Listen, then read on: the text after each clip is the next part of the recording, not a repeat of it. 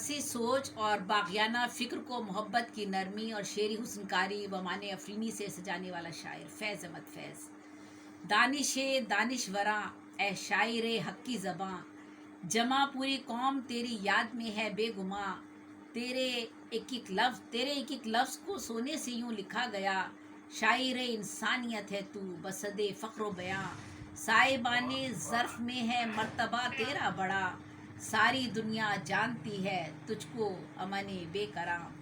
فیض احمد فیض سے نیاز مندی کا شرف مجھے 1972 اور 73 میں ملا۔ ان دنوں ترقی پسند تحریکیں عروج پر تھیں اور میں ان تنظیموں اور سرگرمیوں میں بہت جوش و خروش سے شریک ہوا کرتی تھی۔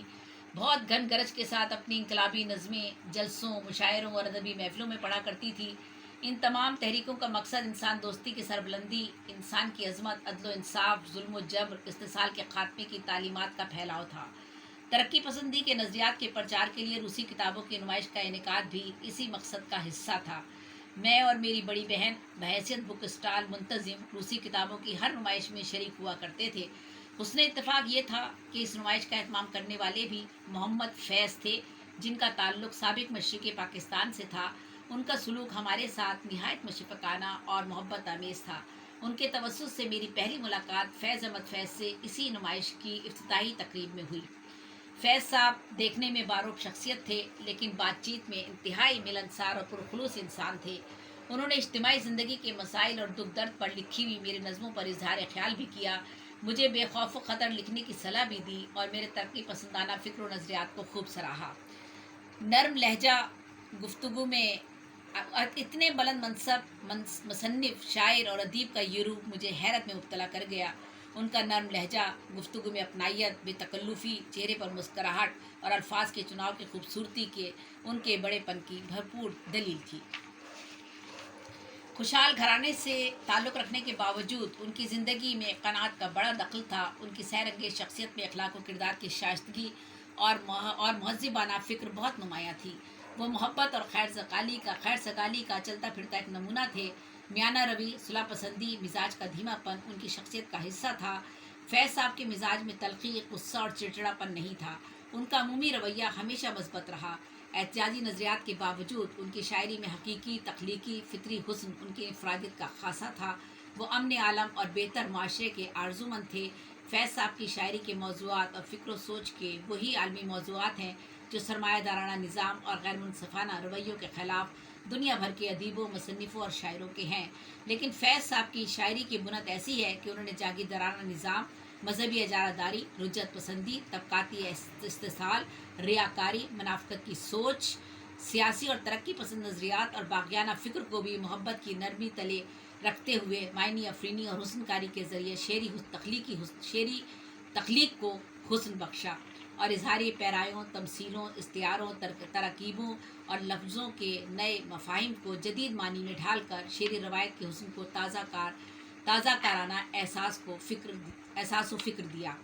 انہوں نے جارحانہ انداز اور دشنامی اسلوب کے بجائے دلیل اور فنی تخلیق کو اہمیت دی۔ انہوں نے زندگی کی کڑی مشقتوں، قید و بند کی صحبتوں اور اسیری کے طویل دنوں کے باوجود کبھی ہمت نہیں ہاری اور نہ جہد سے منہ موڑا۔ ان کی عملی زندگی کی بہت سی جہتیں ہیں: تدریس، صحافت، ثقافت، فوج، ایام قفس۔ انہوں نے خوشحالی اور خواہشات سے پر زندگی بھی دیکھی اور بدحالی کا سامنا بھی کیا۔ فیض صاحب آرٹ، فن و ثقافت، پتلی کھیل، فلم، تھیٹر، شاعری، موسیقی، ڈرامہ نگاری اور فلمی کہانیوں کی تخلیق سے بھی وابستہ رہے۔ ان کا ایک واضح سیاسی مسلک تھا: انسانیت کی سربلندی، جس کے لیے وہ تمام زندگی عزم و ہمت، ایقان و دیانت اور ثابت قدمی سے جہد کے راستے پر آگے بڑھتے رہے۔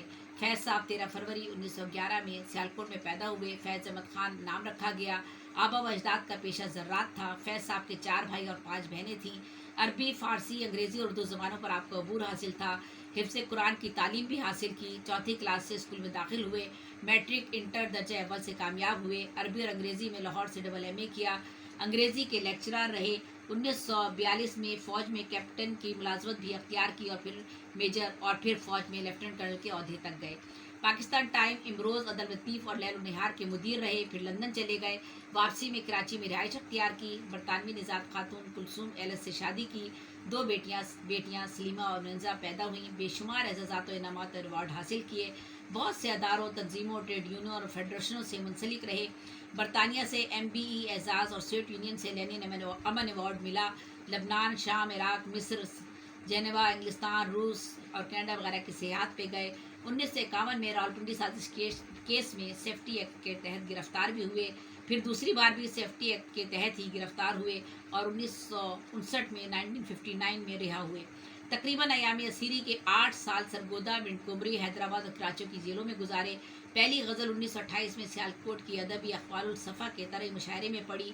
लब बंद है साकी, मेरी आंखों को पिला दे वो जाम जो मिन्नत कशे सहबा नहीं होता।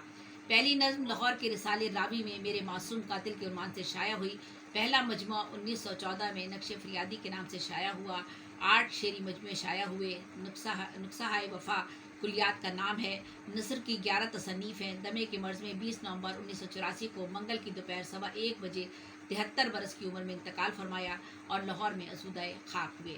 फैज़ ने सच ही कहा है, तालिब है अगर हम तो फ़कत हक़ के तलबगार, बातिल के मुकाबिल में सदाकत के परस्तार। अभी हमारे दरमियान फैयाज़ वर्दक साहब यहाँ मौजूद हैं, वो अपना कलाम पेश कर दें तो मैं फिर प्रोग्राम के अख्ताम में आप सब